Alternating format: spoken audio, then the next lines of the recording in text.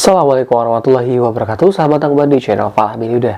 Nah, menyambung dari video-video sebelumnya, saya akan membahas kembali tentang dokumen-dokumen yang harus teman-teman persiapkan untuk pemberkasan CPNS. Dan dokumen yang akan saya bahas kali ini adalah surat sehat dan juga surat bebas narkoba. Nah, sebelum saya sampaikan lebih lengkapnya terhadap dua surat ini, ada baiknya buat kalian yang belum subscribe channel saya ini, silakan untuk kalian subscribe terlebih dahulu. Jangan lupa pula untuk kalian nyalakan loncengnya, biar kalian selalu mendapatkan notifikasi terupdate dari channel saya ini. Jangan lupa pula untuk di like dan di share, biar informasinya tidak hanya berhenti di kalian saja, tapi juga bisa bermanfaat untuk orang yang membutuhkan sama seperti kalian.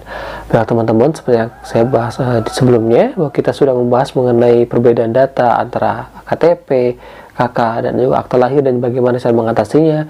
Lalu saya juga sudah membahas mengenai ijazah, seperti misalnya perubahan data pada ijazah, dan saya juga sudah membahas mengenai SKCK untuk pemberkasan CPNS. Kali ini saya ingin membahas tentang surat sehat dan juga surat bebas narkoba.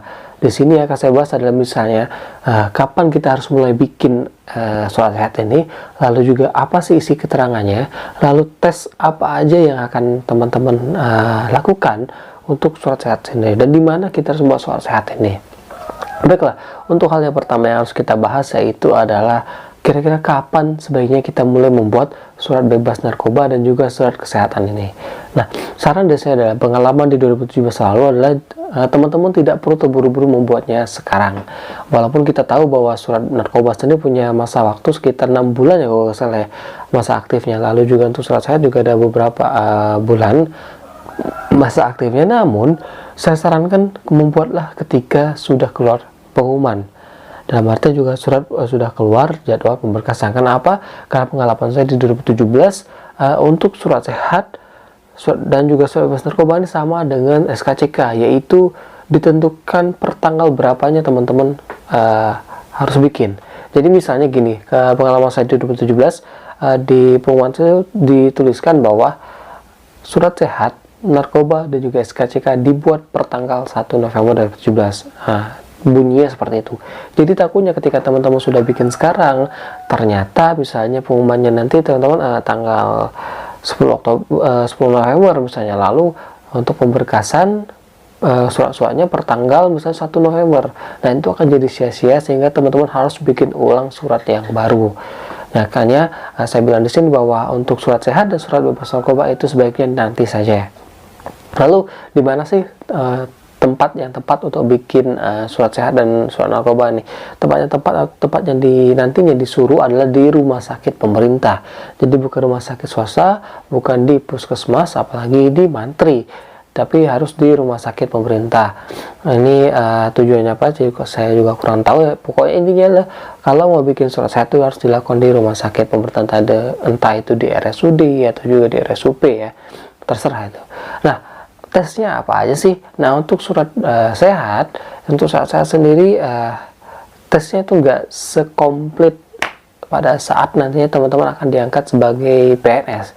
Kalau untuk surat pemberkasan CPNS itu tesnya cuman seperti cek tekanan darah, juga cek tinggi badan, berat badan, lalu juga cek mata dalam hal ini seperti misalnya buta warna atau enggak, atau juga minusnya berapa. Nah, buat teman-teman yang bertanya misalnya, Bang, untuk buta warna sendiri, buta warna parsial itu apakah bisa mengaruhi pemberkasan CPNS?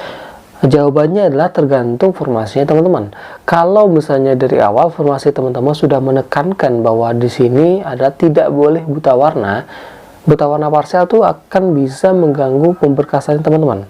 Nah, kecuali dari awal memang ada pengumuman tidak dijelaskan mengenai bahwa teman-teman dibolehkan tidak diperbolehkan buta warna, termasuk buta warna parsial. Seperti halnya di formasi saya kemarin di analis keimigrasian itu tidak ada ditentukan orangnya buta warna atau tidak. Jadi buat teman-teman buta warna parsial itu bisa saja lolos pada pemberkasan. Akan jadi lain halnya ketika memang dari awal sudah dibilang bahwa tidak boleh buta warna. Nah, buta warna parsial ini kan menengah-nengah ya. Kadang bisa lihat beberapa warna tapi juga tidak bisa membedakan warna yang lain. Nah, ini agak sedikit hati-hati lah buat teman-teman yang buta warna parsial untuk masuk di formasi yang memang dari awal sudah ditekankan bisa tidak boleh buta warna ya. Tapi saya rasa mudah-mudahan teman-teman rezekinya sudah dilancarkan ya. Amin.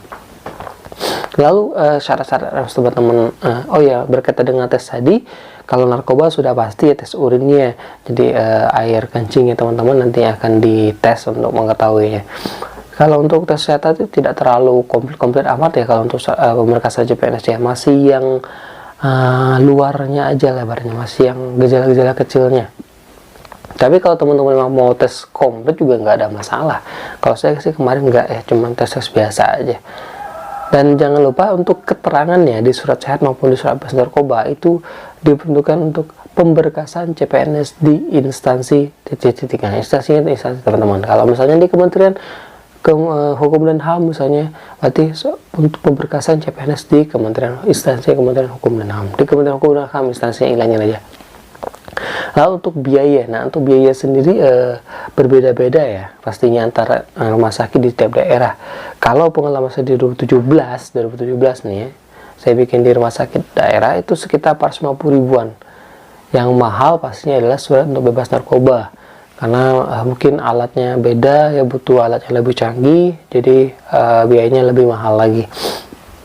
Dan saya rasa nggak ada masalah ya kalau kita misalnya mengeluarkan uang untuk hal-hal seperti ini, dibandingkan misalnya kita diminta uang tidak jelas untuk nyogok tuh kan pasti kita nggak mau ya. Tapi kalau misalnya cuma untuk memang peruntukannya jelas untuk buat surat sehat atau bebas narkoba, dan atau mungkin nanti buat SKCK juga seperti itu ya, itu nggak ada masalah buat saya. Lalu untuk legalisir nih, nah, jadi ketika teman-teman nanti setelah dinyatakan misalnya bebas dari narkoba lalu juga dinyatakan sehat, jangan lupa untuk fotokopi lalu juga dilegalisir. Legalisirnya di rumah sakit itu sendiri, coba tanyalah pada saat hasilnya keluar, minta tolong dilegalisir sekalian.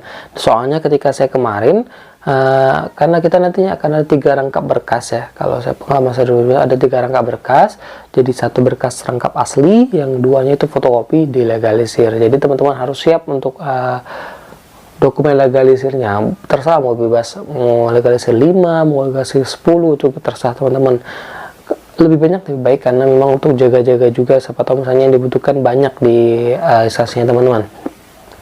Baiklah teman-teman, itu tadi informasi yang bisa saya sampaikan mengenai surat sehat dan juga surat bebas narkoba untuk pemberkasan CPNS. Semoga informasi ini membantu untuk kalian semuanya, setidaknya memberikan gambaran mengenai surat sehat yang seperti apa atau surat bebas narkoba yang seperti apa yang harus teman-teman siapkan nantinya untuk pemberkasan CPNS 2019. Nah, semoga informasi ini membantu untuk kalian semuanya. Dan sebelum saya tutup video ini, ada baiknya buat kalian yang belum subscribe channel saya ini, silahkan untuk kalian subscribe terlebih dahulu. Jangan lupa pula untuk kalian nyalakan loncengnya biar kalian selalu mendapatkan notifikasi terupdate dari channel YouTube saya ini. Jangan lupa pula untuk di like dan di share biar informasi tidak hanya berhenti di kalian saja, tapi juga bisa bermanfaat untuk orang yang membutuhkan sama seperti kalian. Saya Fala Bilayuda. Assalamualaikum warahmatullahi wabarakatuh.